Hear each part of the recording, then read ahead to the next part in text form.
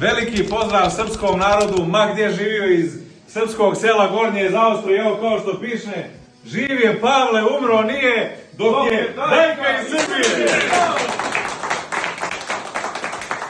Žive i većo, a sad imamo i da popijemo po jednu pravu šljivu. To sad ogromna finansijska šteta za Crnu Goru što Turci ne mogu više da uđu u našu zemlju.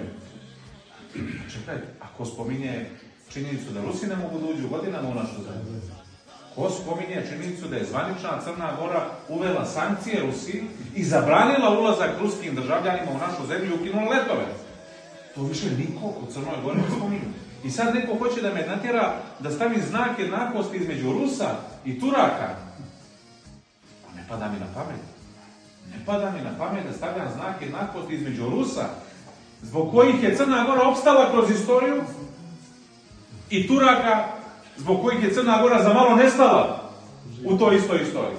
Ne pada mi na pamet da stavljamo znak jednakosti između Turaka i Rusa, pa neka mi se ljuti i Suljo Mustafić, i Ervin Ibrahimović, i Milojko Spajić, i Jakov Milatović, a Boga mi i ovi drugi živjeli i neka od Bog čuva.